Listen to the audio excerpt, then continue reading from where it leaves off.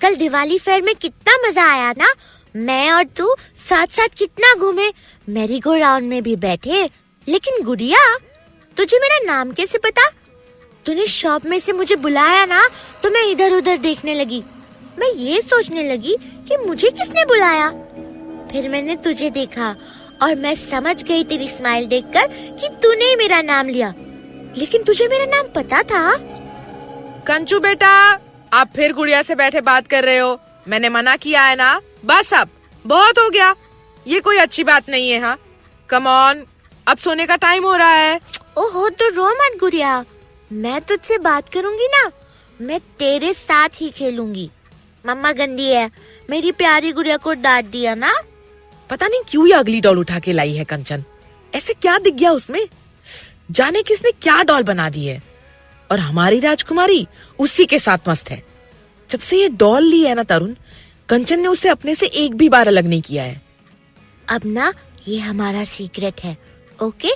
तेरा और मेरा सीक्रेट है। हम किसी को नहीं बताएंगे।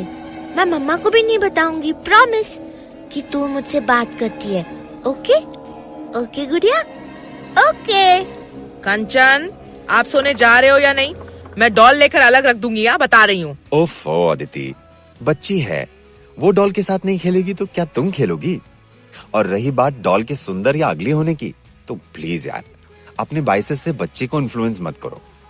तुम तो कभी उसे काली डॉल से भी ना खिलवाओ अपने गोरे रंग के चक्कर में। हाँ, तो बच्चे डॉल को अपने सिरहाने रखकर सोते हैं, डरेंगे नहीं काली डॉल से?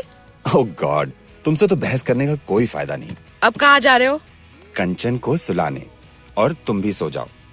मुझे काम है, मैं अभी बैठकर कुछ देर काम करूंगा अपना, और फिर सोऊंगा। गुड़िया, तू यहाँ सोएगी अपने बेड पे? तुझे ये बेड पसंद आया ना? थैंक यू, मैंने बनाया। ठीक है, तो तू यहाँ सोना और मैं अपने बेड पे, ओके? गुड़िया को सुला रहे हो आप? वेरी गुड, फिर मैं आपको सुला दूंगा, ओके? गुड नाइट गुड़िया। गुड नाइट गुड़िया। मैंने कंचन को उसके बेड में टक इन किया और उसे गुड नाइट किस देकर अपनी स्टडी में वापस आया। उस वक्त रात के 11:30 बज रहे थे। मैंने अपना लैपटॉप खोलकर अपना काम करना शुरू कर दिया। कुछ ही देर में मैं अपना काम करने में खो गया था। मुझे नहीं पता कितनी रात हो गई थी जब मुझे कोई आहट सी सुनाई दी और मैंने पीछे मुड़कर देखा तो ऐसे लगा जैसे कोई स्टडी के सामने से गुजरा। मैं उठा और मैंने कॉरिडोर में जाकर झांक कर देखा। अगेन ऐसे लगा कोई कंचन के रूम में मुड़ा। स्ट्रेंज, शायद अदिति हो। मैंने आगे बढ़कर कंचन के रूम में झांका तो कोई नहीं था। कंचन सो रही थी। मैं मन ही मन में मुस्कुराया और वापस अपनी स्टडी की ओर चला। एक बार पलटकर कंचू की डॉल की तरफ नजर डाली तो वो डॉल अपने छोटे से बेड पर बैठी जैसे मुझे घूर रही थी।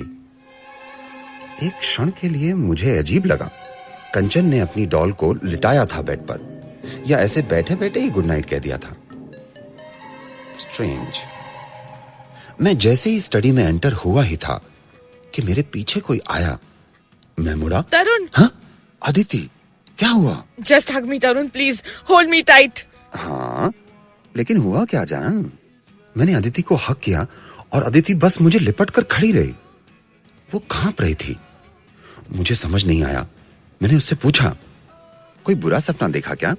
इट्स ओके अदिति, सपने इतने बुरे नहीं होते तरुण। और ये कहकर उसने मेरी तरफ देखा। उसकी आंखें नम थीं। तरुण, मुझे किसी ने मेरा गला घोटने की कोशिश की। कोई मुझे जान से मारने की कोशिश कर रहा था। कौन तुम्हें मारने की कोशिश कर रहा था अदिति? कंचन। क्या पागल हो गई हो तुम? क्या कह रही हो तुम अदिति? कंचन तुम्हारा गला क्यों घोट रही थी? I know it's stupid. पता नहीं क्या देखा मैंने। प्लीज तुम आ जाओ, मैं अकेली नहीं सोना चाहती। सवेरे उठकर अपना काम फिनिश कर लेना प्लीज। हाँ चलो, भूल जाओ जो तुमने देखा। आई थिंक कल की आउटिंग से तुम कुछ ज्यादा ही थक गई हो। अगले दिन सुबह आंख देर से ही खुली हम दोनों की।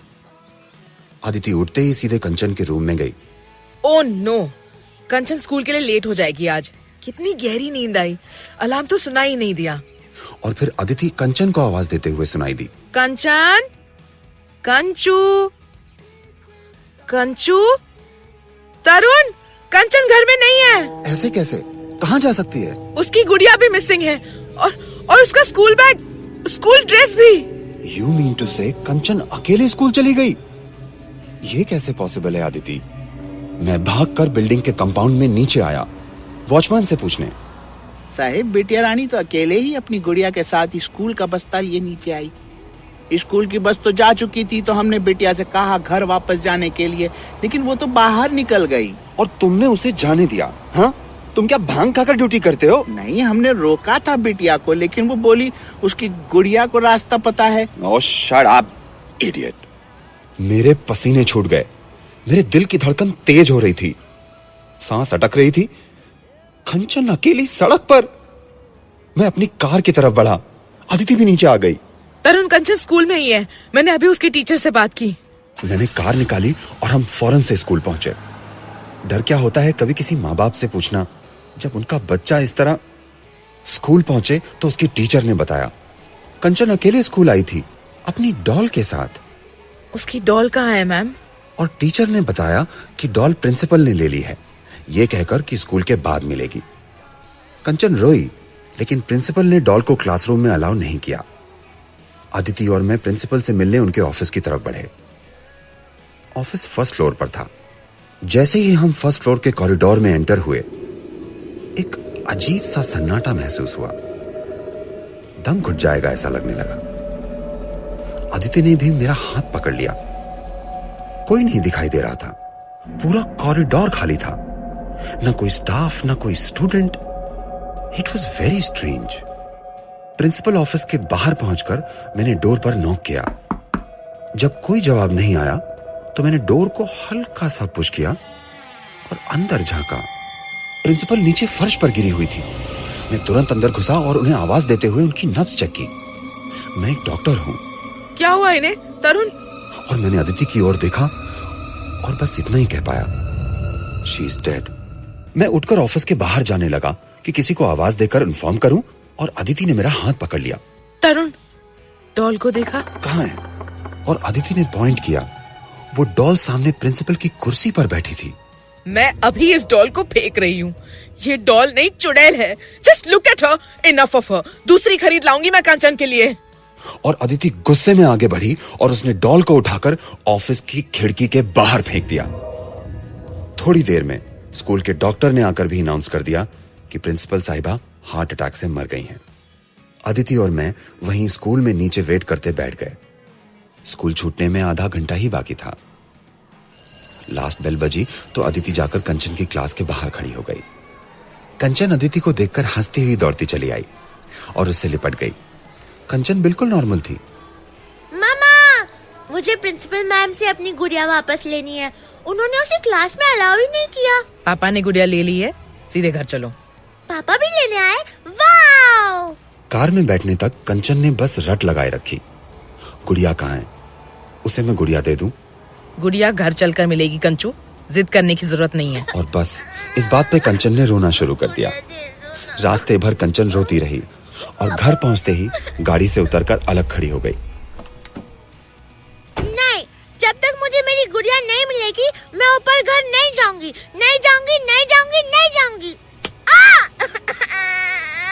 अदिति, क्या कर रही हो? थप्पड़ क्यों मारा उसे? पता नहीं अदिति को क्या हो गया था। वो गुड़िया मैंने फेंक दी, नहीं मिलने वाली वो गुड़िया तुम्हें अब। समझ में आई तुम्हें बात? अगर गुड गर्ल की तरह बिहेव किया तुमने तो शाम को मैं तुम्हें नई डॉल लाकर दे दूंगी। अब चलो घर। कंचन बेचारी बिल्कुल सहम गई थी और अदिति उसका हाथ कसकर पकड़कर लिफ्ट की तरफ बढ़ गई। जब मैं लिफ्ट से निकलकर अपने फ्लैट में घुसा तो ये यहाँ कैसे आई? तरुण, तरुण, इसे बाहर फेंको। कौन लेकर आया इसे? मैं बेडरूम की ओर भागा। अदिति चिल्लाती हुई बाहर आई। तरुण, वो डॉल हमारे बिस्तर पर कैसे है? मैंने अंदर बिस्तर की ओर देखा, लेकिन बिस्तर पर कोई डॉल नहीं थी। मैंने अदिति से कहा, जान, यहाँ कोई डॉल नहीं है, तुम्हें वहम हुआ होगा। रिलैक्स अदिति, वो डॉल तो तुमने खुद अपने हाथों से फेंकी थी। एक काम करो, तुम लेट जाओ, कुछ देर आराम कर लो, हाइपर मत हो अदिति। बच्ची की डॉल ही थी वो, और कुछ मत सोचो, ओके?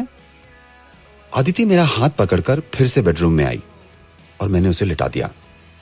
एसी ऑन किया और अदिति को चादर उड़ा दी। तभी मैंने पीछे मुड़कर देखा तो कंचन डोर पर खड़ी थी और बस घूर रही थी। एक क्षण के लिए मुझसे नजर मिली तो उसने मुंह फेरा और अपने रूम में चली गई और रूम का दरवाजा बंद कर लिया। मैं हॉल में आकर बैठ गया। सुबह से जो कुछ भी हो रहा था बहुत स्ट्रेंज था। दिमाग में अजीब अजीब ख्याल आ रहे थे। तभी मुझे कंचन की आवाज आई। मैं उठकर कंचन के रूम की ओर गया।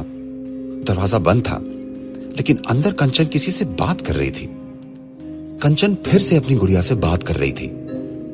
मैंने डोर खोला और झांका तो कंचन मेरी तरफ घूरने लगी। उसके पास कोई गुड़िया नहीं थी। तो कंचन क्या इमेजिनरी गुड़िया से बात कर रही थी? इतना मिस कर रही थी वो अपनी गुड़िया को? हो सकता है। बच्चे इस तरह गहरी दोस्ती जल्दी बना लेते हैं। मैं कंचन को समझाने आगे बढ़ा ही था जब अदिति की चीख सुनाई दी। मैं दौड़ा बेडरूम की ओर और अंदर देखा तो अदिति बेड पर लेटे लेटे ही जोर जोर से हाथ पैर हिला रही थी। तरुण ये डॉल मुझे मार देगी, इसे अलग करो। तरुण इस डॉल को मुझसे अलग करो तरुण प्लीज। और उस क्षण में मुझे भी कंचन की वो गुड़िया दिखाई दी। वो अदिति का गला दबाने की कोशिश कर रही थी। मैं आगे लपका उस गुड़िया को अलग करने तो उसने मेरी तरफ अपना हाथ घुमाया और मैं पीछे उड़ा और जाकर दीवार से टकराया। मेरा सर दीवार पर लगा और मैं बेहोश हो गया। जब मुझे होश आया और आंखें खोली मैंने तो मेरे बेडरूम की चारों दीवारों पर खून ही खून के धब्बे थे और अदिति बिस्तर पर खून में नहाई हुई लेटी पड़ी थी। अचानक मैं कंचन को पुकार पड़ा, कंचन! और बाहर हॉल से उसकी आवाज आई। मैं हॉल में आया तो कंचन अपनी गुड़िया के साथ गोल गोल घूमकर खेल रही थी। रिंगा रिंगा roses, pocket full of posies. Husha, busha, we all fall down. My Daughter's Doll was written by Isha Sharma and Satyam Tripathi. Directed by Satyam Tripathi with performances by Omi Joshi and Trupti Khamkar.